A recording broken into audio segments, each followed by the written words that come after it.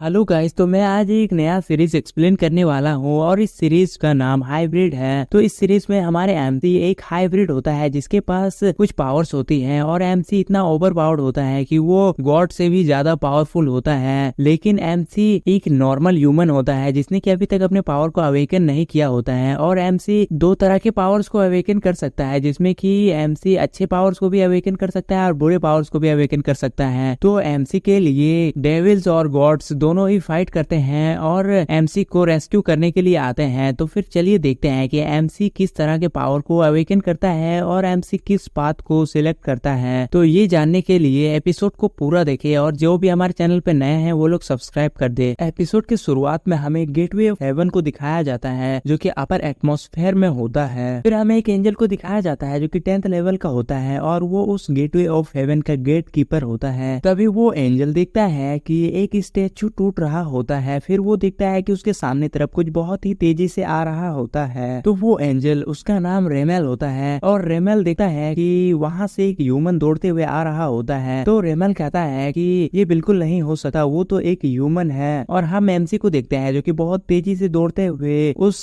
Gateway of haven की तरफ आ रहा होता है। तो फिर हम रेमेल को देखते हैं जो कि खड़ा हो जाता है और गुस्सा होते हुए कहता है कि एक मॉर्टल हेवन में नहीं जा सकता है। और हम एमसी को देखते हैं जो कि रेमेल के बातों को नहीं सुनता और वो दौड़ता रहता है। तभी रेमेल एमसी को रुकने के लिए कहता है और अपनी स्वॉर्ड को निकाल लेता है। लेकिन एमसी अभी भी नहीं रुका हुआ होता है। तो रेमेल कहता है कि तुम्हारे जैसे लोगों को यहाँ पर कोई भी जगह नहीं है। लेकिन फिर हमें दिखाया जाता है कि एमसी रेमेल के बातों को नहीं सुनता है और वहां से पार हो जाता है। और एमसी इतनी फोर्स से दौड़ रहा होता है कि रेमेल बहुत दूर फिका जाता है। और फिर हम एमसी को देखते हैं जो कि बहुत तेजी से जाते हुए अचानक से रुक जाता है और कहता है कि मैं रुक गया हूँ। लेकिन अब एमसी का रुकने से क्या फायदा, उसने तो अनजाने में उस एंजल के ऊपर अटैक कर दिया था। और फिर हम देखते हैं कि एमसी ने उस हेवन के गेट को पार कर लिया होता है। और फिर एमसी कहता है कि कमजोर मत बनो और एमसी चिल्लाते हुए अपने चीफ को बुलाने लगता है। फिर हमें और एंजल्स को दिखाया जाता है और वो लोग कह रहे होते हैं कि क्या ये सच है कि रेमेल के ऊपर अटैक हुआ है। तभी सीन चेंज होता है और हम एमसी को देखते हैं। एमसी के पास कुछ एंजल्स आए हुए होते हैं और वो एमसी से कह रहे होते हैं कि तुम वही पर्सन हो जो हेवन के व्यवस्था को बिगाड़ रहा है, तुम कौन हो। तो एमसी उन्हें कोई भी जवाब नहीं दे रहा होता है। तभी एंजल एमसी को देखते हैं तो वो कहते हैं कि वहाँ पर एक ह्यूमन है। तो वो एंजल्स कहते हैं कि ये हेवनली वर्ल्ड सिर्फ इमोर्टल के लिए है और तुम एक ह्यूमन हो तो तुम यहाँ क्यों आए हो, यहाँ पर सिर्फ डेड पीपल ही हो सकते हैं। और हम देखते हैं कि एमसी तभी उस एंजल के ऊपर अटैक कर देता है और एमसी का एक पंच जैसे ही उस एंजल को लगता है वो एंजल बहुत ही ज्यादा दूर जाके फिक जाता है। और ये सब देखकर बाकी एंजल्स भी बहुत ज्यादा हैरान हो जाते हैं। फिर हम देखते हैं कि बाकी एंजल्स अपने अपने एरोस को एमसी के ऊपर शूट करने लगते हैं और उस एंजल का एरो बहुत ज्यादा पावरफुल होता है जो कि सीधे जाकर एमसी को लगता है। फिर हमें दिखाया जाता है कि वहाँ पर एक बहुत बड़ा ब्लास्ट होता है और हर जगह पर धूल हो जाती है। तो उस धूल को देखकर वो एंजल कह रहा होता है कि मैं एक ह्यूमन के खिलाफ बहुत ज्यादा एक्साइटेड हो गया था। लेकिन फिर हमें दिखाया जाता है कि एमसी ने उस एरो को डॉच कर लिया होता है और उन एंजल से भी ऊपर में एमसी होता है। और तभी एमसी उस एंजल के ऊपर अटैक कर देता है जिसकी वजह से वो एंजल डॉच नहीं कर पाता और एमसी का किक उस एंजल को लग जाता है और एमसी के एक ही किक से वो एंजल जमीन पर गिर जाता है। तभी हमें दिखाया जाता है कि एमसी के साइड से एक पोर्टल ओपन होता है जिससे कि एक एंजल का हाथ बाहर आता है। फिर दिखाया जाता है कि उस पोर्टल से एक एंजल बाहर आता है और एमसी के ऊपर अटैक कर देता है। लेकिन एमसी उसके अटैक को इजीली डॉच कर लेता है और उस एंजल के पीछे चला जाता है। फिर एमसी उस एंजल को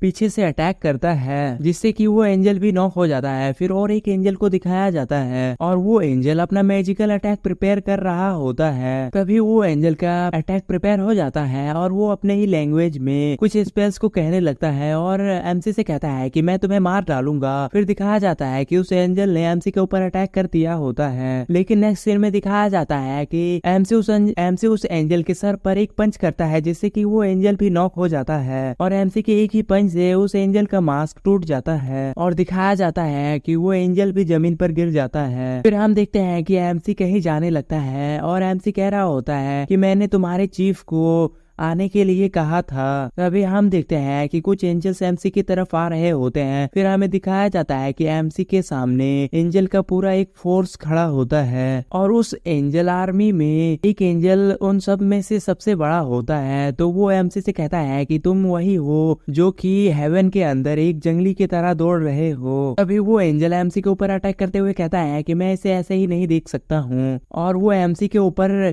किक कर देता है और ऐसा दिखाया जाता है कि जैसे उस एंजल ने एमसी को क्रश कर दिया होता है। और ये देखकर तो वो एंजल भी थोड़ा सा शॉक हो गया होता है। लेकिन तभी हम देखते हैं कि एमसी वहां से बहुत तेजी से उस एंजल के पीछे चला जाता है और उसके दूसरे पैर को पकड़ लेता है और एमसी उस एंजल को उठाकर उसकी ही आर्मी के ऊपर पटक देता है, जिसकी वजह से उस एंजल आर्मी के सारे एंजल्स मारे जाते हैं। तभी वहां पर और एक एंजल आता है और एमसी से कहता है कि बहुत बढ़िया, एक नॉर्मल ह्यूमन के सामने तुम्हारे पास बहुत ज्यादा इनक्रेडिबल पावर है, लेकिन अगर तुम मुझे नहीं हराओगे तो तुम आगे नहीं बढ़ पाओगे। और ये एंजल 5th लेवल का होता है जो कि इस स्काई का लॉर्ड होता है। और फिर वो एंजल स्काई में अपने मैजिकल सर्कल को एक्टिवेट कर लेता है और एमसी से कहता है कि तुम एक ह्यूमन के तौर पर यहीं तक आ सकते थे। और फिर वो एंजल एमसी से कहता है कि क्या तुम करीब नहीं आ सकते हो। तभी हम एमसी को देखते हैं जो कि अपने रेड आई को एक्टिवेट कर लेता है और एमसी की रेड आई को देखकर वो एंजल भी बहुत ज्यादा शॉक हो जाता है। तभी एमसी बहुत जोर से चिल्लाता है और अपनी पावर को एक्टिवेट करने लगता है और ये सब देखकर वो एंजल बहुत ज्यादा शॉक हो जाता है और उसे कुछ भी समझ में नहीं आ रहा होता है। लेकिन तभी हम देखते हैं कि एमसी बहुत तेजी से उस एंजल के पीछे चला जाता है और एमसी के भी अब विंग्स आ गए होते हैं। तो वो एंजल कहता है कि नहीं तुम तो। तभी एमसी उस एंजल के ऊपर अटैक कर देता है और वो एंजल सीधे जमीन पर गिर जाता है। तो वो एंजल जमीन पर पड़े हुए कह रहा होता है कि ठीक है, ये कहानी सच थी। और वो एंजल एमसी से पूछ रहा होता है कि क्या तुम एक हाइब्रिड हो, सचमुच में तुम एक हाइब्रिड कहलाने के लायक हो, इस तरह की फॉर्मेडेबल पावर। और फिर वो एंजल एमसी से कहता है कि आगे बढ़ो, अगर तुम आगे बढ़ना चाहते हो तो फिर मेरे पास आओ। और हम देखते हैं कि एमसी अपने पैर के नीचे उस एंजल को दबा कर रखा होता है और एमसी कह रहा होता है कि जरूर मैं तुम्हारे ऊपर पैर रखूंगा और तुम्हारे ऊपर से आगे बढ़ूंगा। तभी एमसी वहां से जाने लगता है। तो वो एंजल एमसी से कहता है कि मैं सिर्फ एक ही सवाल पूछूंगा, क्या तुम इस अपार शक्ति का इस्तेमाल हेवन के खिलाफ करोगे। तभी हम एमसी को देखते हैं जो कि एक बैड सा लुक बनाता है और उस एंजल से कहता है कि ये तो अभी शुरुआत है, मैं तुम्हारे इस हेवनली वर्ल्ड को पूरी तरह से डिस्ट्रॉय कर दूंगा, मैं एक भी चीज नहीं छोड़ूंगा। तो फिर हम उस एंजल को देखते हैं जो कि एमसी से कह रहा होता है कि क्यों, आखिर किस बात ने तुम्हें बुराई की इस हद तक जाने पर मजबूर कर दिया है। तो एमसी कहता है कि तुम लोगों ने मुझसे हर चीज छीन ली है। और फिर सीन कट होता है और एक बिल्डिंग को दिखाया जाता है, फिर एक कंप्यूटर डेस्क को दिखाया जाता है और एमसी कह रहा होता है कि कारण है। फिर हमें दिखाया जाता है कि एमसी सो रहा होता है और कहता है कारण है कि। तभी एमसी अपने आंखों को खोलता है और एमसी की आंखें अभी भी रेड आई होती है और एमसी जैसे नींद से उठता है चिल्लाने लगता है। फिर एमसी शांत होता है और कहता है राइस के साथ तला हुआ मीट, आखिर ये किस तरह की नींद में बातचीत है, आखिर मैं क्या सपना देख रहा था, मुझे तो याद भी नहीं है। और मुझे ऐसा लग रहा है जैसे इन दिनों मुझे बहुत अजीब सपने आ रहे हैं, मुझे ऐसा लगता है कि मैं एंजल से फाइट कर रहा हूँ, मुझे गेम खेलना बंद करना होगा। तभी हम देखते हैं कि एमसी के हाथों से लाइटनिंग निकलने लगता है और एमसी के हाथ पर लाइटनिंग इकट्ठा हो जाता है, जिसे देखकर एमसी भी बहुत ज्यादा हैरान हो रहा होता है और एमसी सोच रहा होता है कि क्या मेरा पूरा शरीर झंझना रहा है। फिर एमसी अपने हाथों को देखता है और कहता है जैसे मेरे पूरे शरीर में बिजली बह रही है। तभी एमसी के कमरे पर उसकी मॉम आ जाती है और एमसी से पूछती है कि क्या तुम जाग रहे हो। तो एमसी हाँ में जवाब देता है। तभी एमसी की मॉम गेट को बंद करती है और एमसी से कहती है कि मैं समझ गई, क्या तुम्हारे शरीर में कुछ गड़बड़ी है। तो एमसी कहता है कि नहीं मॉम, कुछ भी प्रॉब्लम नहीं है। और फिर एमसी की मॉम एमसी से कहने लगती है कि अगर तुम्हें अचानक से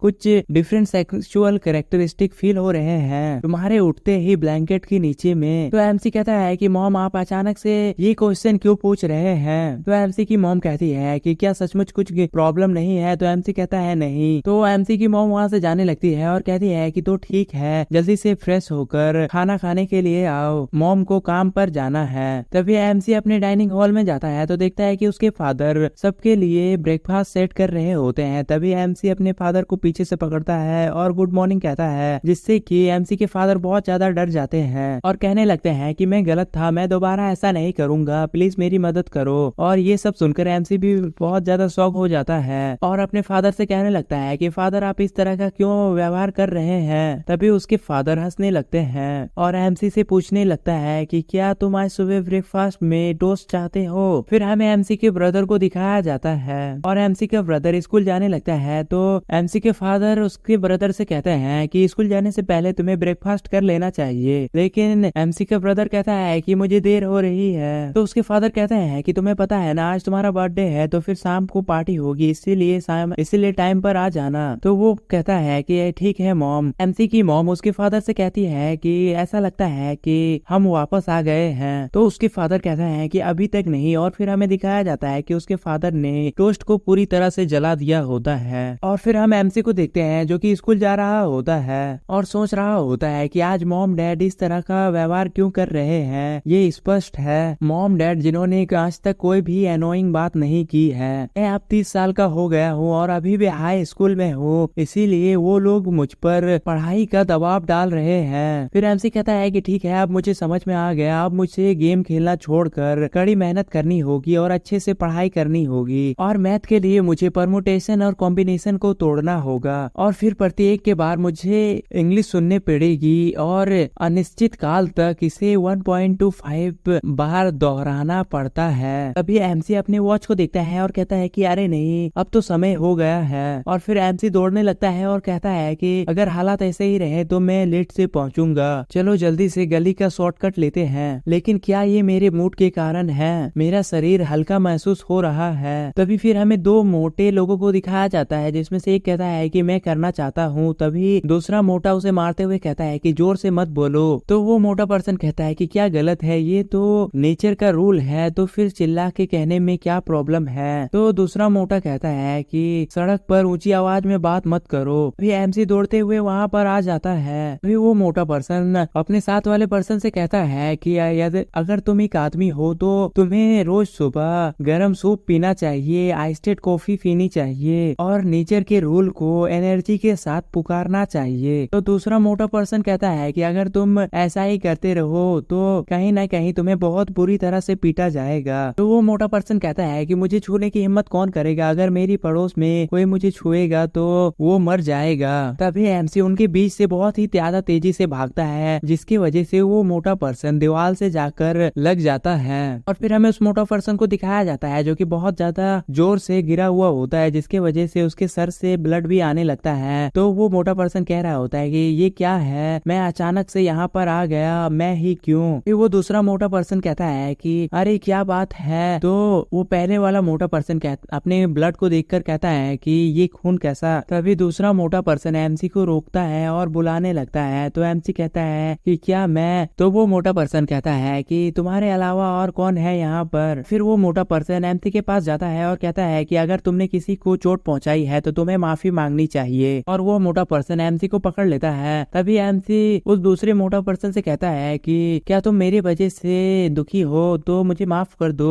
तो वो पहले वाला मोटा पर्सन कहता है कि तुम गवर्नमेंट सड़क पर इस तरह से कैसे दौड़ सकते हो और दूसरे से टकरा सकते हो, और ये कंधा टकराना नहीं है, उसने बस कॉफी को छुआ ही था और अब उसे देखो, उससे खून बह रहा है। हम देखते हैं कि ये सुनकर एमसी बहुत ज्यादा शॉक हो गया होता है और एमसी कह रहा होता है कि मेरे जैसे इंसान के एक टक्कर से किसी का खून कैसे बह सकता है। तो हम उस मोटा पर्सन को देखते हैं जिसे चोट लगा हुआ होता है। वो अपने साथी से कहता है कि बंद करो, वो सिर्फ एक स्टूडेंट है, ये बहुत ज्यादा शर्मनाक है। लेकिन तभी उसका साथी एमसी से कहता है कि तुम्हें उसकी चोट के लिए पे करना होगा। तभी वो अपने साथी को रुकने के लिए कहता है और एमसी के कंधे को पकड़कर कहने लगता है कि तुम्हारा कंधा कैसा है, कहीं ये उखड़ तो नहीं गया। और फिर वो मोटा पर्सन एमसी से कह रहा होता है कि मुझे बस सिर्फ कुछ मेडिकल एक्सपेंसेस दे दो।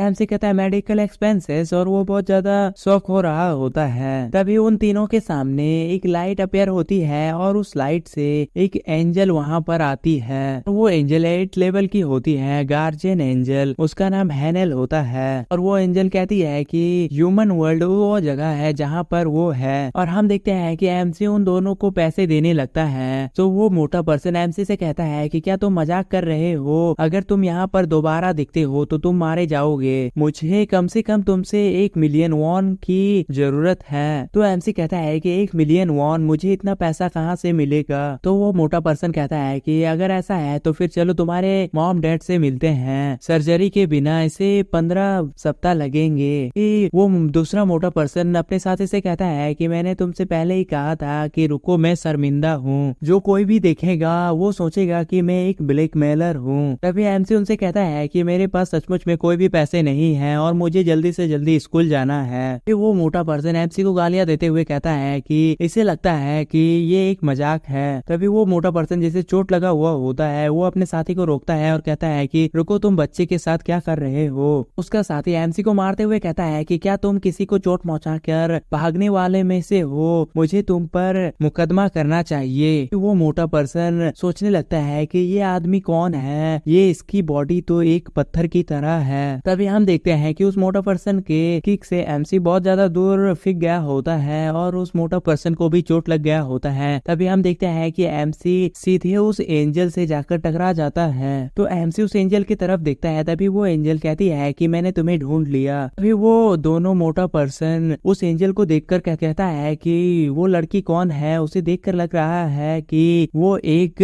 एंजल कॉस्प्लेयर है। देवता तुम बेतुका मत बनो, मैं चर्च जाता हूँ। तो वो एंजल कहती है कि वो सही है, मैं उसका गार्जियन एंजल हूँ और मैं तुम्हें उसे मारने के लिए माफ नहीं कर सकती हूँ। तो वो मोटा पर्सन कहता है कि गार्जियन एंजल, क्या ये तुम्हें इंश्योरेंस कंपनी से मिला है? क्या तुम प्लीज रास्ते से हट सकती हो? हमें अपने बचे हुए समझौते को पूरा करना है। इसे अच्छे से कैसे कहा जाए, चलिए समझौते को देखते हैं। अभी वो एंजल अचानक से बहुत ज्यादा सीरियस होते हुए उन दोनों से कहने लगती है कि मैंने जो पहले देखा उसे देखकर लगता है कि तुम दोनों बहुत बुरे पर्सन हो और बुरे लोगों को अकॉर्डिंगली पनिशमेंट किया जाएगा। तभी वो एंजल वहाँ से जंप करती है और उन दोनों के पीछे चली जाती है और कहती है कि गॉड के पावर के जरिए। वो एंजल कहती है कि भगवान तुम्हें माफ करे, बिल्कुल सही परिस्थितियों के साथ। और वो एंजल उस मोटे पर्सन को एक किक कर देती है और फिर दिखाया जाता है कि वो एंजल उसी पर्सन के फेस पर एक पंच भी कर देती है, जिससे कि उसका फेस बुरी तरह से बिगड़ गया होता है। तो उसका साथी उसे देखकर कहता है कि मैं तो बस नेचर के प्रिंसिपल्स को कह रहा हूँ। वो एंजल कहती है कि केयरलेसली नेचर के सीक्रेट्स को रिवील करना भी क्राइम होता है। तो वो मोटा पर्सन कहता है कि रुको, ये सीक्रेट क्यों है? तो वो एंजल कहती है कि रेसिडेंट एरिया में इतनी जोर से दिन के बीच में चिल्ला रहे हो इसीलिए। और तभी वो एंजल उस मोटे पर्सन को भी पंच कर देती है और एंजल कहती है कि ये पंच एक बुरे पर्सन को बचाने के लिए, ये अच्छी बात नहीं है। और फिर वो एंजल कहती है कि ये ह्यूमन वर्ल्ड है तो फिर उन्हें उनके हालत पर छोड़ दो। फिर वो एंजल कहने लगती है कि मौसम अच्छा है, मुझे नहीं लगता कि कभी कभी सड़क पर इस तरह से लेटना बुरी बात है। तभी फिर हमें उन दोनों मोटे पर्सन को दिखाया जाता है। वो लोग कह रहे होते हैं कि लेकिन हमने क्या गलत किया। फिर हम उस एंजल को देखते हैं जो कि एमसी से पूछ रही होती है कि क्या तुम ठीक हो। तो एमसी उस एंजल से पूछता है कि क्या तुम मुझे जानते हो। तो वो एंजल कहती है कि हाँ, 1,00,000 साल में एक बार दिखने वाला सबसे अद्भुत एब्रेक। तो एमसी कहता है कि नहीं, मेरा नाम तो। तभी वो एंजल कहती है कि मैं जानती हूँ कि तुम्हारा नाम क्या है और तुम हाई स्कूल के 3rd ग्रेड में हो। तो एमसी उस एंजल से पूछता है कि तुम ये सब कैसे जानती हो। तो हम देखते हैं कि वो एंजल एमसी के यूनिफॉर्म पे लगे नेम टिक को स्कैन कर रही होती है और वो एंजल कहती है कि मैं तुम्हारे यूनिफॉर्म के नेम टिक से बता सकती हूँ। वो एंजल कहती है कि इसके अलावा संकेत यह है कि फिर वो कहती है कि एमसी अभी तक ह्यूमन लेवल पर भी नहीं है, उसकी स्किल्स एवरेज है। और वो एंजल कह रही होती है कि मैं इसे अभी तक नहीं देख सकती हूँ और इसके अंदर बिजली का लेवल 8% है। एमसी उस एंजल से पूछने लगता है कि क्या हम कैनियन पे मिले हैं और तुम्हारा यूजर नेम क्या है और क्या तुमने मेरे आईपी को ट्रैक किया है। और हम उस एंजल को देखते हैं जिससे कि कैनियन का मतलब नहीं पता होता है। तो वो एंजल एमसी के सामने अपने विंग्स को बाहर ले आती है और कहती है कि मैं तुम्हें सपोर्ट करने आई हूँ और जैसा कि तुम देख सकते हो मैं एक एंजल हूँ। तो एमसी उस एंजल को देखकर शॉक हो रहा होता है और कहता है कि एक सपोर्टर, क्या ये एक डुओ है। और फिर एमसी वहाँ से जाने लगता है और उस एंजल से कहता है कि मुझे माफ कर दो, लेकिन मैंने आज से गेम खेलना छोड़ दिया है, मुझे गेम खेलने के अलावा कोई और शौक रखना चाहिए। और अगर तुम सुबह कॉस्प्ले करते हो और बाहर जाती हो तो ऐसा लगता है कि तुम middle school second year syndrome से ग्रस्त हो। गेम और रियलिटी अलग अलग है और जीने के लिए गेमिंग स्किल्स को यूज करना। फिर एमसी उन दोनों मोटो पर्सन लोगों को देखने लगता है और कहता है कि खैर ये कभी कभी काम करता है। और हम उस एंजल को देखते हैं जिससे कि एमसी की बातों को समझ में नहीं आ रहा होता है और वो एंजल सोच रही होती है कि पावर्स के लिए स्ट्रगलिंग हेवनली रियलम और अंडरवर्ल्ड के बीच वलहला में हुआ था। फिर वो एंजल एमसी से कहती है कि क्या तुम्हें वहाँ पर हुआ फाइट याद है, क्या तुम सचमुच में इतना जानते हो। लेकिन एमसी उस एंजल से कहता है कि मुझे माफ कर दो, लेकिन अगर मैं देर से गया तो फिर मेरा एटीट्यूड स्कोर काट लिया जाएगा, इसीलिए अब मैं जा रहा हूँ। फिर एमसी वहाँ से जाने लगता है और उस एंजल से कहता है कि आपकी मदद के लिए थैंक यू। फिर वो एंजल कहती है कि वह थकाना और सताना आखिरकार उसके अंदर एक देवदूत की गुण है। तभी वो एंजल एक स्टूडेंट के यूनिफॉर्म में आ जाती है। तो हम उन दोनों मोटे पर्सन को देखते हैं जिसमें से एक कहता है कि क्या वो एक दूसरी स्टूडेंट है, तो दूसरा मोटा पर्सन कहता है कि ये बहुत ज्यादा शर्मनाक है, तो फिर सोते रहने का नाटक करो। और फिर सीन चेंज होता है और हमें एमसी के स्कूल का सीन दिखाया जाता है। फिर दिखाया जाता है कि टीचर हैना को सारे स्टूडेंट से कह रहे होते हैं कि ये हमारे क्लास का न्यू स्टूडेंट है और ये ट्रांसफर होकर आई है, सब इससे फ्रेंडली रहना। तो फिर हैना अपना इंट्रोडक्शन देती है और अपना नाम हैना बताती है और हैना कहती है कि मैं एमसी के बगल में बैठूंगी। तभी टीचर कहते हैं कि क्लास बहुत जल्दी शुरू होने वाला है, तो जल्दी जाके अपनी सीट पे बैठो। और हम देखते हैं कि हैना एमसी की सीट की तरफ जा रही होती है। तभी बाकी स्टूडेंट्स बात कर रहे होते हैं कि जब से वो आई है क्लास का माहौल बदल गया है और तुम क्वेश्चन से भी बच रहे हो, क्या तुम बहुत ज्यादा दबाव नहीं डाल रहे हो। तभी हैना एमसी को देखती है और कहती है कि मैंने तुम्हें फिर से ढूंढ लिया। तो हम एमसी को देखते हैं जो कि हैना की तरफ नहीं देखता है। फिर हैना की तरफ एमसी जैसे ही देखता है वो बहुत ज्यादा शॉक हो जाता है। तो हैना कहती है कि ठीक है, हम तो पहले ही मिले हैं ना। और फिर एमसी हैना से कहता है कि तुम तो मिडिल स्कूल सिंड्रोम कॉस्प्ले वाली लड़की हो ना। और हम देखते हैं कि हैना ये सुनकर बहुत ज्यादा शॉक हो गई होती है और वो कह रही होती है कि ये तो मेरी फेवरेट यूनिफॉर्म थी और मेरे हिसाब से तो स्कूल यूनिफॉर्म भी कॉस्प्ले की तरह ही है। तो एमसी कहता है कि क्या पहले तुमने जो मेरी मदद की है उसके लिए तुम मुझसे कुछ मांग रही हो, तुम मेरा पीछा क्यों करती रहती हो। तो हैना कहती है कि ये सच है कि मैं तुम्हारा पीछा कर रही हूँ क्योंकि मैं तुम्हें ढूंढने के लिए आई हूँ, क्योंकि तुम एक अल्टीमेट अब्रक्स हो जो कि लाखों सालों में एक बार दिखाई देता है और उनका डेस्टिनी होता है कि वो सबसे ज्यादा पावरफुल होते हैं और एक हाइब्रिड बनते हैं। तो एमसी कहता है हाइब्रिड। हमें एक कार्ड को दिखाया जाता है जिसका नाम सागिक होता है और उसमें लिखा हुआ होता है कि एमसी एक ऐसा पर्सन है जिसके पास डेमन के पावर्स और गॉड के पावर्स दोनों ही हैं और एक हाइब्रिड के पास गॉड से भी ज्यादा पावर्स होते हैं और अब्रक्स हाइब्रिड में सबसे हाईएस्ट क्लास है। फिर हैना एमसी को वो कार्ड दिखाते हुए कहती है कि ये कार्ड पाना बहुत ही ज्यादा मुश्किल है,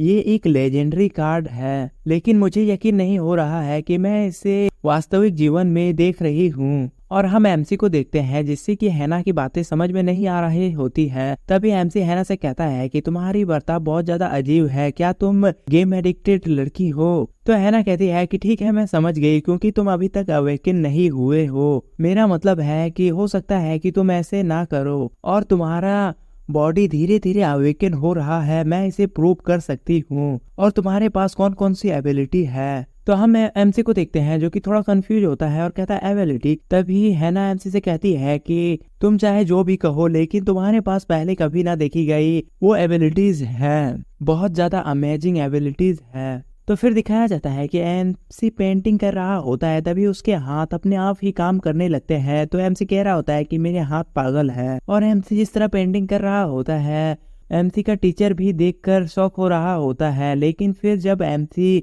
का टीचर उसके पेंटिंग को देखता है तो देखता है कि वो पेंटिंग पूरी तरह से बिगड़ गया होता है। तो एमसी का टीचर उस पेंटिंग को देखकर कह रहा होता है कि तुम्हें सीरियसली ड्रॉ करना होगा, क्या मैंने तुमसे नहीं कहा था कि इस क्लास में कार्टून मत ड्रॉ करना। तो हम एमसी को देखते हैं जो अपने टीचर से माफी मांग रहा होता है। फिर सीन चेंज होता है और हमें प्लेग्राउंड का सीन दिखाया जाता है जहाँ पर सब लोग फुटबॉल खेल रहे होते हैं। तभी एमसी एक फुटबॉल को किक करता है और उसे बास्केट के अंदर डाल देता है और एमसी उस बॉल को देखकर कह रहा होता है कि क्या ऐसा पॉसिबल भी है। और हम देखते हैं कि एमसी का कोच एमसी को डांट रहा होता है और उसे कह रहा होता है कि कौन फुटबॉल से बास्केटबॉल खेलता है। और हम एमसी को देखते हैं जो अपने कोच से माफी मांग रहा होता है। फिर हमें क्लासरूम का सीन दिखाया जाता है। तब एमसी कहता है कि अरे वाह, ये लोग तो लंच करने के बाद सो गए हैं, लेकिन मैं डिफरेंट हूँ। और हम देखते हैं कि एमसी का हाथ ऑटोमेटिक काम कर रहा होता है। तभी एमसी कहता है कि मेरा कंसंट्रेशन दूसरों के मुकाबले बहुत ज्यादा है। तभी वहां पर एमसी का टीचर आ जाता है और एमसी की नोटबुक को लेते हुए कहता है कि तुम किस चीज पर इतनी मेहनत कर रहे हो। तो फिर वो एमसी का टीचर जैसे ही एमसी का नोटबुक देता है वो कहता है कि नहीं, तुम कोरियन हिस्ट्री की क्लास में इंग्लिश क्यों पढ़ रहे हो। हम एमसी को देखते हैं जो कि खुद से ही सोच रहा होता है कि मुझे ऐसा लगता है कि मैं पहले से कुछ बदल गया हूँ, लेकिन मुझे ऐसा क्यों लगता है कि मेरी हर एबिलिटी में कुछ न कुछ कमी है। तो हैना कहती है कि ऐसा इसलिए है क्योंकि तुम्हारी पावर अभी तक पूरी तरह से अवेकन नहीं हुई है, हालांकि तुम्हारे फंडामेंटल्स सॉलिड हो। तभी हैना एमसी को उसके टेस्ट पेपर को देते हुए कहती है कि तुम्हारे सारे आंसर रॉन्ग हैं। और हैना एमसी से कहती है कि भले ही तुम एक हाइब्रिड हो, लेकिन तुम्हारा नॉलेज तुम्हें खुद ही से प्राप्त करना होगा। तो एमसी कहता है कि हाँ, ये सही है। और फिर हैना एमसी से कहती है कि एक बार तुम जब हाइब्रिड के पावर को पूरी तरह से अवेकन कर लोगे तो फिर तुम हर प्रॉब्लम को ओवरकम कर सकते हो और तुम एक पल में ही अवरक्स बन सकते हो। फिर हम देखते हैं कि हैना और एमसी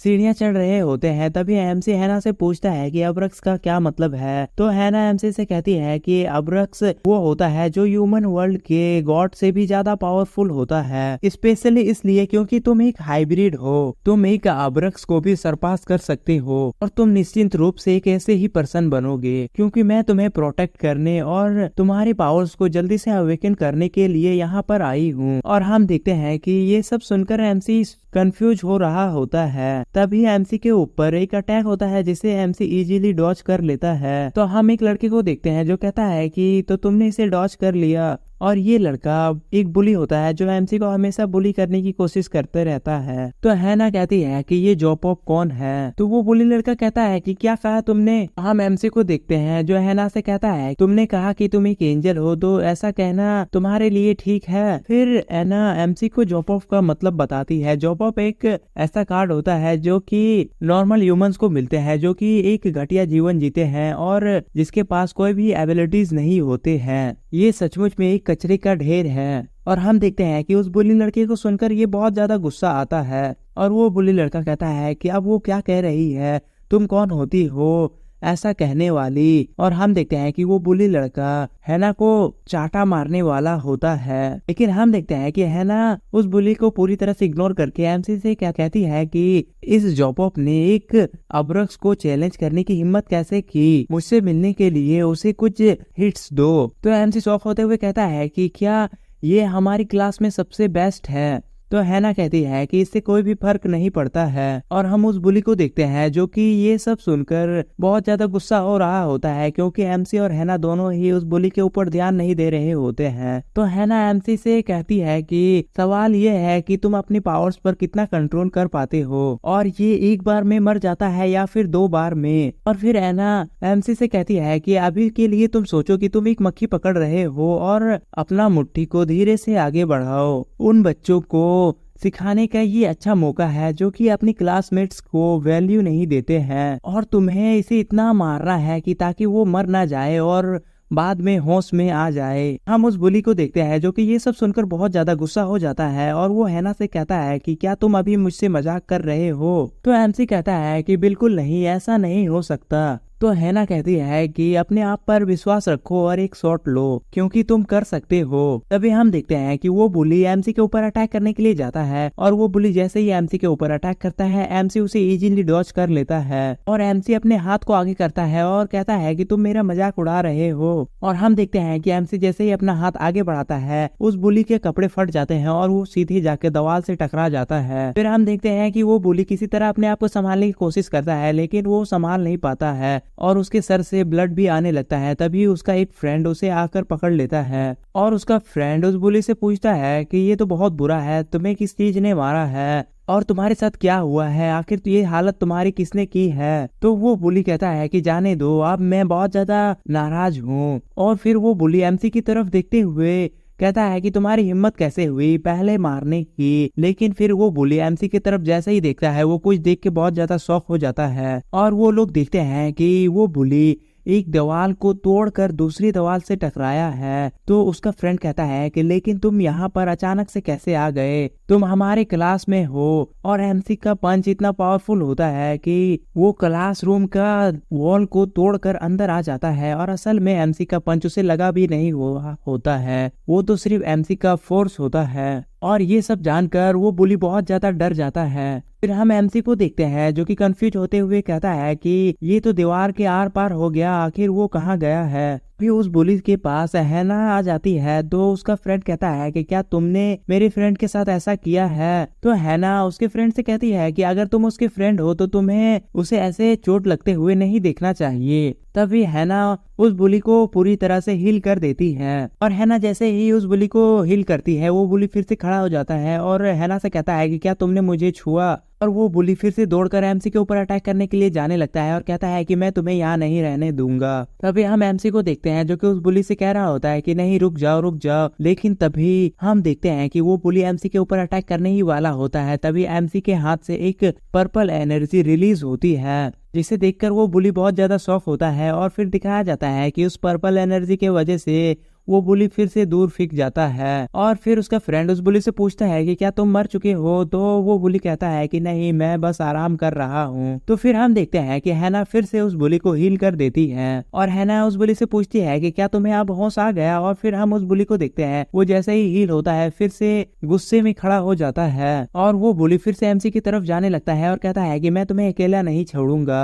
और हैना कह रही होती है कि उसे अभी भी ठीक करने की जरूरत है ना। और फिर हम देखते हैं कि वो बुली एमसी की तरफ अटैक करने के लिए जा रहा होता है लेकिन फिर एमसी को दिखाया जाता है और एमसी ने इस बार अपने रेड आई को एक्टिवेट कर लिया होता है और एमसी देख रहा होता है कि वो बुली एमसी की तरफ आ रहा है। तो एमसी पूरे गुस्से में अपने पंच को रेडी करता है और कहता है कि मैंने तुमसे रुकने के लिए कहा था। और इस बार एमसी की बॉडी से रेड कलर का एनर्जी निकल रहा होता है और एमसी उस बुली को पंच करने ही वाला होता है। लेकिन हैना इस बार एमसी को देखकर बहुत ज्यादा हैरान हो जाती है और फिर दिखाया जाता है कि एमसी उस बुली के ऊपर पंच करता है। लेकिन फिर हम हैना को देखते हैं जो कि बहुत ज्यादा स्पीड से उस बुली को एमसी का पंच लगने से पहले ही बचा लेती है और उस बुली को साइड में ले जाती है। फिर हम देखते हैं कि हैना उस बुली को जल्दी से हील कर देती है और उसके बाद हैना उस बुली से पूछती है कि क्या तुम होश में हो। तो वो बुली जवाब देता है और उसके बाद हम उसके फ्रेंड को देखते हैं जो कि उस बुली से पूछ रहा होता है कि क्या तुम ठीक हो। तभी वो बुली अपने फ्रेंड से कहता है कि मुझे लगता है कि मैं सुपर सैयन बन जाऊंगा। तो फिर हम हैना को देखते हैं जो कि एमसी के पास चली जाती है और एमसी को आवाज देते हुए कहती है कि मेरी तरफ देखो, क्या तुम होश में हो। तो एमसी कह रहा होता है कि क्या हो रहा है, मुझे ऐसा लग रहा है कि मेरे पूरा बॉडी वाइब्रेट हो रहा है। हैना कहती है कि हे भगवान, मुझे यकीन नहीं हो रहा है कि तुम्हारे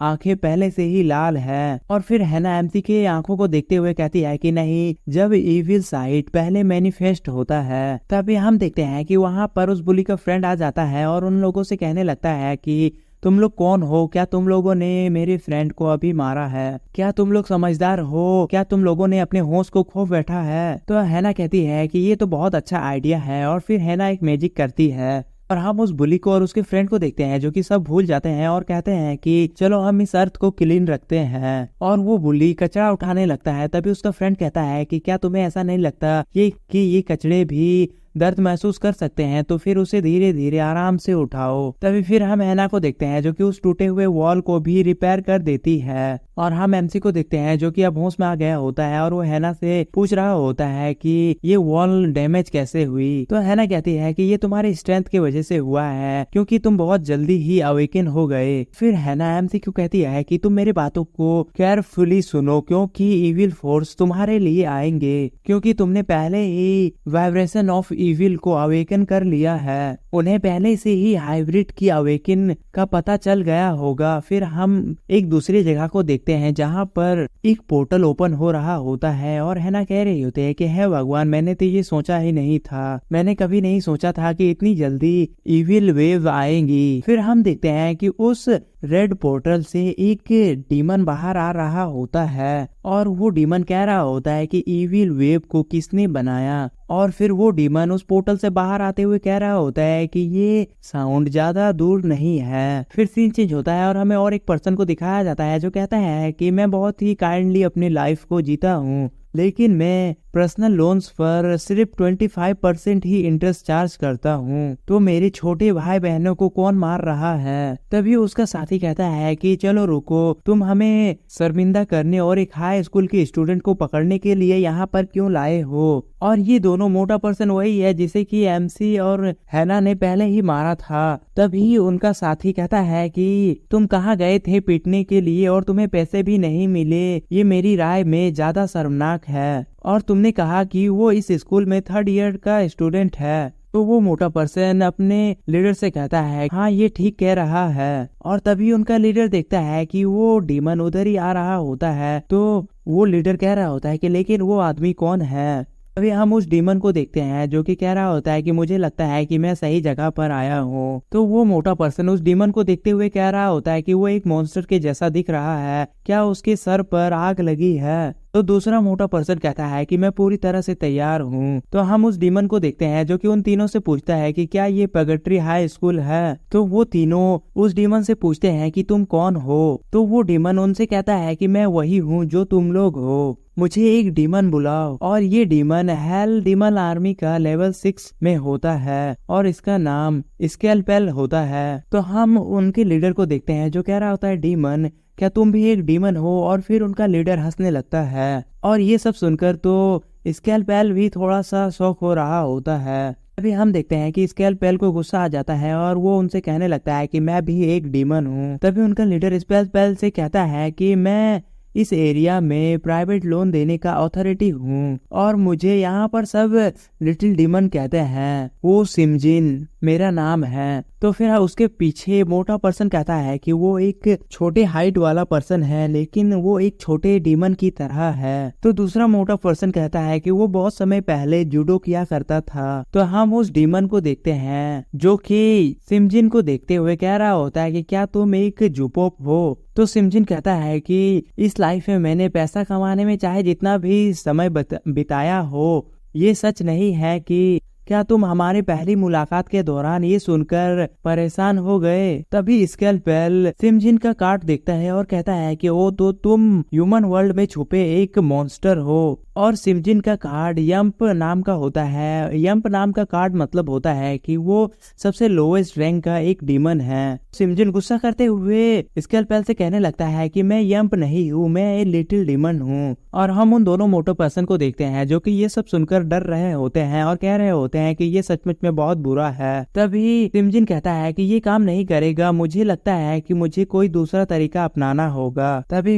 हम उन दोनों मोटो पर्सन को देखते हैं जो कि डरते हुए कह रहे होते हैं कि क्या ये हो सकता है कि तुम उस रूप में बदलना चाहते हो। तो दूसरा मोटा पर्सन कहता है कि नहीं, हम भी इसे नहीं संभाल सकते हैं। तभी सिमजिन कहता है कि आज मैं तुम्हें दिखाऊंगा कि डीमन क्या होता है। तुम इतनी डर जाओगे कि तुम्हारा पूरा शरीर पसीने से भीग जाएगा। तभी हम स्केलपेल को देखते हैं जो एक्साइटेड होते हुए कहता है कि क्या तुम बदलाव की कोशिश कर रहे हो, ये मजेदार लगता है, क्या तुम मुझे कुछ दिखाने की कोशिश कर रहे हो। तभी सिमजिन एक क्यूट सा फेस बना लेता है जो कि सचमुच में क्यूट नहीं लग रहा होता है। और वो सिमजिन उस स्केलपेल से कह रहा होता है कि क्या तुम मुझ पर हाथ उठाओगे, क्या तुम मुझे मारोगे। और हम देखते हैं कि उससे इतनी रोशनी आ रही होती है कि वो दोनों मोटा पर्सन सिमजिन को नहीं देख पा रहे होते हैं। और फिर सिमजिन कहता है कि जरा इसे देखो, ये इतना परेशान कर देने वाला चेहरा है कि कोई भी इसे देखकर मुक्का मारना चाहेगा। हालांकि आप मुझे थोड़ा सा भी छूते हैं तो आप हमले की दोषी होंगे और तुम्हें समझौते के लिए पे करना होगा।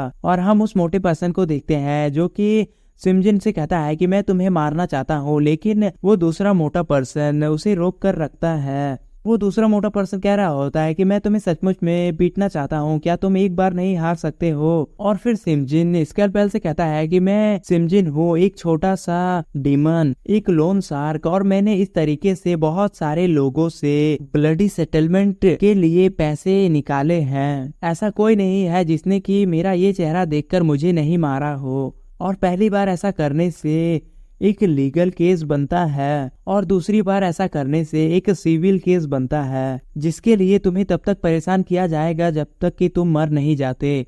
अभी वो मोटा पर्सन कह रहा होता है कि वो बहुत ज्यादा क्रूर है, जैसा कि मुझे एक्सपेक्ट था, वो एक डीमन है। तो दूसरा मोटा पर्सन कहता है कि मैं तुम्हारा रिस्पेक्ट करता हूँ। और फिर सिमजिन स्कैलपेल के सामने जाते हुए कहता है कि दुनिया का सबसे बड़ा और भयानक सजा प्रेशर है, वो दर्द जो मुझे मार नहीं सकता, केवल तुम्हारे द्वारा दिए गए सेटलमेंट फीस को बढ़ा देगा। और फिर हम देखते हैं कि सिमजिन वहाँ पर बहुत ही अजीब अजीब सा फेस बनाने लगता है और स्कैलपेल को चिढ़ाने की कोशिश करने लगता है और कहता है कि क्या तुम सिमजिन को मारने जा रहे हो।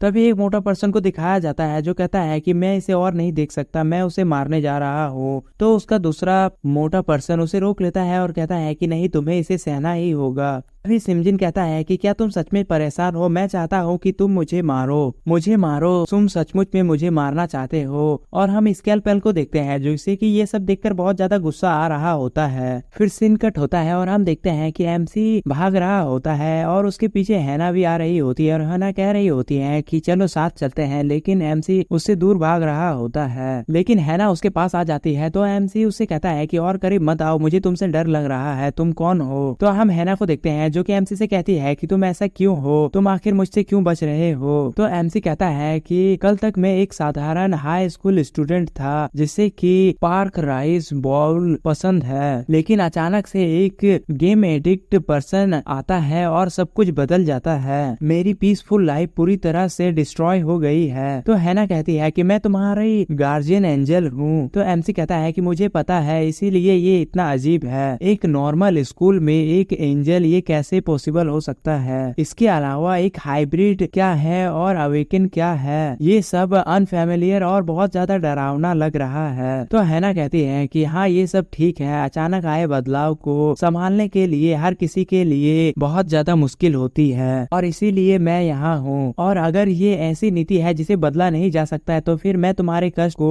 अपने साथ बांटूंगी, हम लोग एक दोस्त है ना। तो एमसी कहता है फ्रेंड्स। तभी हैना कहती है कि वे कहते हैं कि अगर हम एक ही क्लास में हैं तो फिर हम हमेशा के लिए दोस्त रहेंगे। तो एमसी वहाँ से जाने लगता है। तभी हैना एमसी को रोकती है और कहती है कि आज तुम्हारा बर्थडे है, तो क्या मैं आज वहाँ पर आके तुम्हें बर्थडे विश कर सकती हूँ। तो एमसी हैना से पूछता है कि तुम ये कैसे जानती हो। तो हैना कहती है कि मैं सिर्फ नाम या दिखावे से ही तुम्हारा गार्जियन एंजल नहीं हूँ। क्या ये अजीब नहीं होगा अगर मुझे इतना भी पता नहीं होगा। तो क्या अब तुम ठीक हो, अगर कोई एंजल तुम्हारे बर्थडे पे आके तुम्हें आशीर्वाद दे तो फिर तुम वो सब हासिल कर सकते हो जो तुम चाहते हो। तो एमसी कहता है मैं सब कुछ चाहता हूँ। तो हैना कहती है कि हाँ लेकिन इसमें भी एक शर्त है। और फिर एमसी कहता है कि अगर मेरे मॉम डैड को पता चल जाएगा कि तुम एक एंजल हो तो फिर वो बहुत ज्यादा सरप्राइज्ड हो जाएंगे, इसीलिए प्लीज इसे सीक्रेट ही रखना। और एमसी कह रहा होता है कि ये पहली बार है जब मैं किसी और को अपने घर पर इनवाइट कर रहा हूँ, तुम ये किसी को भी मत बताना कि तुम एक एंजल हो। तो हैना भी खुश हो जाती है और कहती है कि बिल्कुल, मुझ पर भरोसा करने के लिए थैंक यू। तो फिर चलो समय पर घर पहुंचते हैं। और फिर हैना अपने विंग्स को बाहर लाती है और एमसी को लेकर उड़ने लगती है। तो एमसी हैना से कह रहा होता है कि क्या मैंने तुमसे ये नहीं कहा था कि तुम एक एंजल हो, ये सीक्रेट रखना।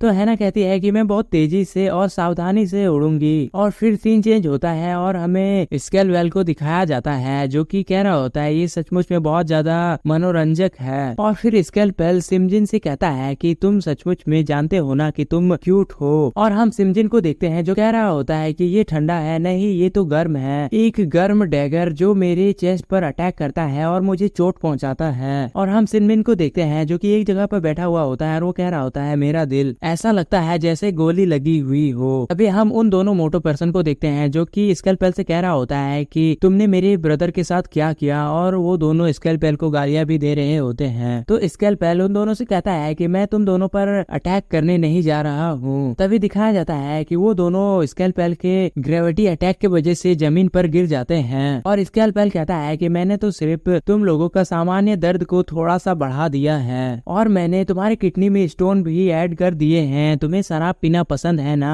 क्योंकि डेविल्स डिटेल्स में छिपा है। तभी स्काई में से एमसी और हैना पार होती है तो स्कैलपेल स्काई में उन्हें देख लेता है और कहता है कि ये तो एक एंजल की निशान है। और स्कैलपेल भी अपने विंग्स को निकाल कर उड़ने लगता है और कहता है कि मासूम एंजल, तुम्हारी मंजिल उजागर हो गई है और बैटलफील्ड में अपने पीछे की निशान छुपाना ये एक बुनियादी नीति है। और फिर हम उन दोनों मोटो पर्सन को देखते हैं जो कह रहे होते हैं कि चाहे तुम कितने भी पैसा कमा लो, लेकिन अगर तुम अपने हेल्थ को सही नहीं रख पाओगे तो फिर वो सब बेकार है। क्या वो पर्सन जिसने मुझे ये पाठ पढ़ाया एक डीमन फेस में छुपा हुआ एंजल था? और फिर हम हैना को देखते हैं जो कि एमसी के घर के पास आ जाती है। तो हैना एमसी को नीचे उतारती है और एमसी हैना से गुस्सा करते हुए कहने लगता है कि अगर कोई तुम्हारी इस एबिलिटी को देख लेगा तो फिर हम क्या करेंगे। तो हैना एमसी से माफी मांगते हुए कहती है कि मुझे माफ कर दो, मुझे बहुत टाइम बाद किसी ने अपने बर्थडे पार्टी में इनवाइट किया है, इसीलिए मैं बहुत ज्यादा एक्साइटेड हो गई थी। और एमसी फिर एक बार हैना से कहता है कि घर के अंदर तुम्हें अपनी एबिलिटीज का यूज कभी भी नहीं करना चाहिए। तो हैना कहती है ठीक है। तभी एमसी गेट खोलकर घर के अंदर जाता है तो उसके फादर कहते हैं कि क्या तुम स्कूल से वापस आ गए और क्या बाहर में ठंड है तो तुम इस तरह क्यों कांप रहे हो। तो एमसी अपने फादर से कह रहा होता है कि पहली बार हवा में, फिर वो कहता है कि नहीं ये बात नहीं है। और फिर एमसी अपने फादर से हैना को मिलाता है और कहता है कि ये मेरी नई फ्रेंड है जो कि आज ही स्कूल में ट्रांसफर हुई है, तो मैंने इसे अपने बर्थडे पार्टी के लिए इनवाइट किया है। तो हैना खुश होते हुए एमसी के फादर से हेलो कहती है और कहती है कि हम लोग क्लासमेट्स हैं। तभी हम हैना के आईज को देखते हैं जो कि अब एमसी के फादर को स्कैन कर रहे होते हैं। और फिर हैना और एमसी वहां से पार हो रहे होते हैं। तभी एमसी के फादर हैना से कहते हैं कि काम के दौरान तुम क्या कर रही हो। तो हैना कहती है कि चुप हो जाओ, इसे मत दिखाओ। तो फिर एमसी के फादर एमसी से कहते हैं कि क्यों, क्या हो रहा है, अपने सारे दोस्तों को लेकर आओ। क्या ये पहली बार नहीं है कि तुम अपने किसी फ्रेंड को अपने बर्थडे पार्टी में लाए हो, ये बहुत ज्यादा अचानक हो रहा है। तो एमसी कहता है कि मैं शर्मिंदा हूँ और मैं सब कुछ चाहता हूँ। और फिर एमसी के बर्थडे वाले केक को दिखाया जाता है जिसे देखकर एमसी बहुत ज्यादा शॉक हो जाता है और कहता है कि ये क्या है, क्या आपने मेरे लिए केक लाया है? आमतौर पर तो मेरे बर्थडे पर डिलीवरी वाले सामान को ही लाया जाता है। तो एमसी के फादर कहता है कि नहीं, इस बार तुम्हारा बर्थडे बहुत ज्यादा स्पेशल है। और हैना को हम देखते हैं जो कि उस केक को देखते हुए कह रही होती है कि क्या ये एक केक है। तभी एमसी गेट की तरफ देखता है और कहता है कि वो कौन है। और हम देखते हैं कि उस गेट के दूसरी तरफ स्कैलपेल होता है जो कि कह रहा होता है कि क्या आपने फूड ऑर्डर किया है। और हम देखते हैं कि स्कैलपेल के हाथ में एक गिफ्ट भी होता है। तो जैसे ही गेट खोलता है स्कैलपेल कहता है कि मैं कल एक नए स्कूल में ट्रांसफर होने की प्लान बना रहा था और मेरे यहाँ रहने वाले फ्रेंड ने बताया कि आज उसका बर्थडे है, इसीलिए मैं उसे यहाँ बधाई देने के लिए आया हूँ। और स्कैलपेल को देखकर हैना और एमसी के फादर दोनों ही बहुत ज्यादा शॉक हो जाते हैं। तो एमसी स्कैलपेल से कहता है कि तुम मेरा नाम भी नहीं जानते हो और तुम मुझे बर्थडे के लिए बधाई देने आए हो, क्या तुम ठीक हो? और हम देखते हैं कि स्कैलपेल एमसी के नाम को याद करने की कोशिश करता है और कह रहा होता है तुम्हारा नाम क्या था? एमसी कहता है कि इसके अलावा तुमने कहा कि तुम कल एक नए स्कूल में ट्रांसफर होने की प्लान बना रहे थे। तभी स्कैलपेल एमसी के पास जाता है और उसे पकड़ते हुए कहता है कि कल हम एक ही स्कूल में होंगे तो फिर हम दोस्त बन ही जाएंगे, तो क्यों ना आज हम एक दूसरे को थोड़ा जान लें। और अगर तुम्हें लगता है कि ये गलत है तो फिर हम पहले इस बारे में बात कर सकते हैं। और फिर स्कैलपेल सभी को हेलो कहता है। तभी एमसी के फादर वहाँ से जाने लगते हैं और कहते हैं कि ठीक है, मुझे ओवन की जांच करना है तो तुम लोग अपने दोस्त के साथ घूमो। और एमसी भी अपने कमरे में जाने लगता है और कहता है कि मैं अपना कपड़ा बदल के आता हूँ। और नेक्स्ट सीन में हमें दिखाया जाता है कि स्कैलपेल का पूरा बॉडी जलने लगता है। और फिर हमें दिखाया जाता है कि हैना ने स्कैलपेल के ऊपर अटैक कर दिया होता है, जिससे कि स्कैलपेल बहुत दूर जाके गिरता है। और हैना को हम देखते हैं जो कि अपने पूरे पावर को रिलीज कर रही होती है। और फिर हैना बहुत तेजी से स्कैलपेल के ऊपर अटैक करने के लिए जा रही होती है और कह रही होती है कि वो केवल 19 वर्ष का है और क्या डीमंस का पहला कदम उठाना बच्चे के लिए ये बहुत कठोर नहीं है। तो स्कैलपेल कहता है कि बकवास, ऐसा लगता है कि एंजल्स भी नहीं जानते हैं कि 19 वर्ष का होना कितना ज्यादा इम्पोर्टेंट है। और फिर हम स्कैलपेल को देखते हैं जिसे कि हैना के अटैक से कुछ भी नहीं हुआ होता है। तभी स्कैलपेल कहता है कि क्या ये बहुत ज्यादा हार्श नहीं है कि एक एंजल उसके बर्थडे वाले दिन पर उसके शैंपेन खोलने से पहले ही वहाँ पहुँच जाए, हालांकि आज उसकी अवेकन का पहला दिन है। क्या ये बुराई की लहर की कारण थी कि उसने इतनी पावरफुल एबिलिटीज को डिस्प्ले की? तभी एमसी अपने कमरे से बाहर आकर दिखता है तो वहाँ पर हैना और स्कैल्पेल दोनों ही नहीं होते हैं। तो फिर एमसी देखता है कि उसका विंडो टूटा हुआ होता है और हैना और स्कैल्पेल बाहर में उड़ते हुए फाइट कर रहे होते हैं। और ये देखकर एमसी बहुत ज्यादा शॉक हो जाता है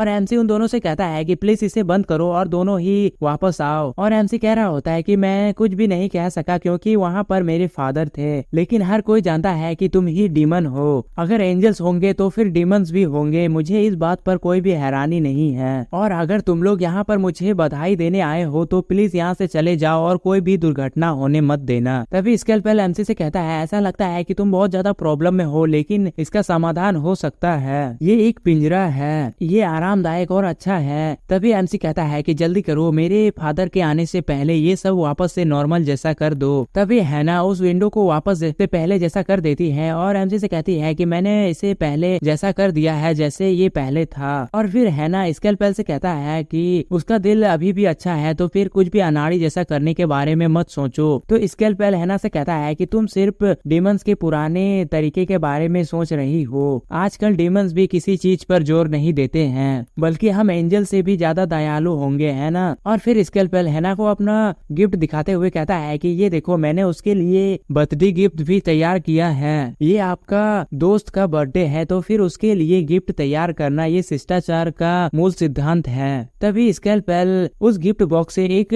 ब्लू बॉल निकाल लेता है और एमसी से कहता है कि मेरे दोस्त, क्या तुम नहीं जानना चाहते कि तुम्हारा पर्सनैलिटी कैसे बदलेगा? तुम इस क्रिस्टल बॉल की मदद से अपना फ्यूचर देख सकते हो। और ये सुनकर एमसी और हैना दोनों ही घबरा जाते हैं और हम देखते हैं कि एमसी के फादर वहाँ से धीरे धीरे छुपते हुए भाग रहे होते हैं। और फिर हम स्कैल्पेल को देखते हैं जो कि उस क्रिस्टल बॉल को एक्टिवेट करते हुए कहता है कि तो फिर चलो हम एक प्रीव्यू देखते हैं कि तुम्हारा फ्यूचर कैसा होगा। अब आओ और इसे एक झलक देखो, तुम्हारा फ्यूचर कैसा दिखता है। क्या तुम एक भयानक डीमन बन जाओगे या फिर तुम एक ऐसे एंजल बन जाओगे जो खुद एंजल से भी ज्यादा दयालु है। और फिर उस क्रिस्टल बॉल में एमसी का फ्यूचर धुंधला धुंधला सा दिखने लगता है। तो हम देखते हैं कि हैना और एमसी भी उस बॉल में एमसी का फ्यूचर देखने लगते हैं। तो एमसी कहता है कि क्या ये 2x स्पीड में है? ऑनलाइन लेक्चर भी मैं इतने स्पीड में नहीं देख सकता हूँ। तो हैना भी कहती है कि मैं भी कुछ नहीं देख पा रही हूँ, कृपया स्पीड को थोड़ा धीरे करो। तो स्कैल्पेल कहता है कि 1 मिनट रुको,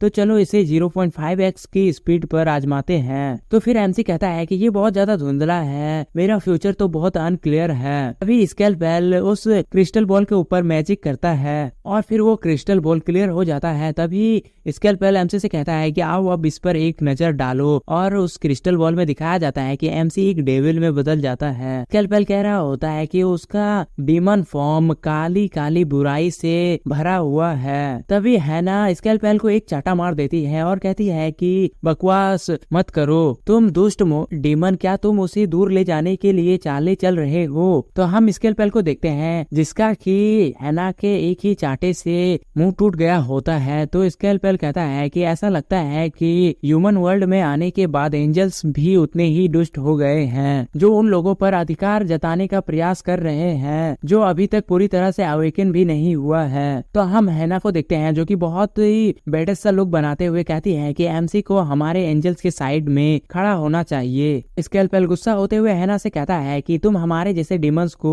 इतनी बड़ी पावर्स का यूज करने के लिए परमिशन नहीं दे सकती हो। और फिर स्कैल्पेल गुस्सा होते हुए कहता है कि अगर तुमने मुझ पर और एक बार हमला किया तो फिर मैं चुपचाप पीछे नहीं हटूंगा। तो हम एमसी को देखते हैं जो चिल्लाते हुए कहता है कि चुपचाप हो जाओ, तुम लोग क्या बकवास कर रहे हो, मेरा घर टूट रहा है। और हम देखते हैं कि हैना और स्कैल्पेल दोनों ही अपने पावर को एक्टिवेट करके रखे हुए होते हैं। और फिर एमसी उन दोनों से कहता है कि अगर मेरे फादर ये देख लेंगे तो फिर हम क्या करेंगे। और हम एमसी के फादर को देखते हैं जो कि ये सब सुनकर बहुत ज्यादा डर रहे होते हैं। तभी कोई गेट को नॉक करता है तो एमसी, हैना और स्कैल्पेल तीनों उस गेट की तरफ देखते हैं। तो एमसी उन दोनों से कहता है कि मेरी मॉम आ रही है तो जल्दी से सब कुछ ठीक करो। और फिर हम देखते हैं कि एमसी की मॉम घर में आ जाती है। तो एमसी कहते हैं कि आप वापस आ गए और स्कैल्पेल एमसी के पीछे ही खड़ा होता है। तो एमसी की मॉम जैसे ही स्कैल्पेल को देखती है वो बहुत ज्यादा हैरान हो जाती है और एमसी की मॉम माइंड के थ्रू स्कैल्पेल से कह रही होती है कि स्कैल्पेल। तभी स्कैल्पेल टेलीपैथी के थ्रू एमसी की मॉम को कहता है कि बस ऐसा बिहेव करते रहो जैसा कि तुम मुझे नहीं जानती हो। तो एमसी कहता है कि मॉम, मुझे पता है कि ये थोड़े अजीब दिखते हैं लेकिन ये बच्चे हैं, तो हम एमसी की मॉम को देखते हैं जो स्माइल करते हुए कहती है कि तो वो एमसी के फ्रेंड्स हैं, तुम लोगों का स्वागत है। तभी एमसी के फादर एमसी के मॉम के पास आ जाते हैं और एमसी से कहते हैं कि चलो मॉम आ गई है तो फिर हम बर्थडे पार्टी स्टार्ट करते हैं। एमसी के मॉम कहते हैं कि हाँ तुम लोगों ने बहुत देर इंतजार किया है और तुम्हारे दोस्त भी भूखे होंगे। और फिर वो सब लोग एक ही डाइनिंग टेबल पर बैठ जाते हैं और सचमुच में ये सीन बहुत ज्यादा फनी है क्योंकि एंजल, डीमन और ह्यूमन सब एक ही साथ एक ही डाइनिंग टेबल पर बैठे हुए होते हैं और यहाँ का सिचुएशन बहुत ज्यादा इंटेंस होता है। फिर एमसी के फादर अपने वाइफ से कहता है कि मुझे मोमबत्ती जलानी है, तो फिर क्या तुम्हारे पास फायर है? तो एमसी की मॉम कहती है कि मेरे पास नहीं है। तभी स्केलपेल ये सब सुन रहा होता है और नेक्स्ट सीन में हम देखते हैं कि स्केलपेल अपने हेल फायर को समन कर लेता है और उन कैंडल्स को जला देता है और कहता है कि बस इसी तरह जलाना है ना। तो एमसी शॉक होते हुए कहता है कि तुम्हारे जैसे स्टूडेंट्स लाइटर लेके क्यों घूम रहे हैं? तो हम हैना को देखते हैं जो कहती है कि मुझे बर्थडे सॉन्ग बजाना है। और फिर हम हैना को देखते हैं जो कि वहाँ पर कुछ फेरिस को समन कर लेते हैं जो कि एमसी के लिए बर्थडे सॉन्ग बजाने लगते हैं और हैना एमसी के लिए प्रे करती है। तो फिर हम एमसी को देखते हैं जो कि अपने मॉम डैड से कहता है कि मॉम डैड मुझे लगता है कि हैना ने ब्लूटूथ स्पीकर ऑन कर दिया है और आप तो जानते ही हैं इंटेलिजेंस स्पीकर सिर्फ उन्हें बुलाने से ही रिस्पॉन्स करते हैं। और हम देखते हैं कि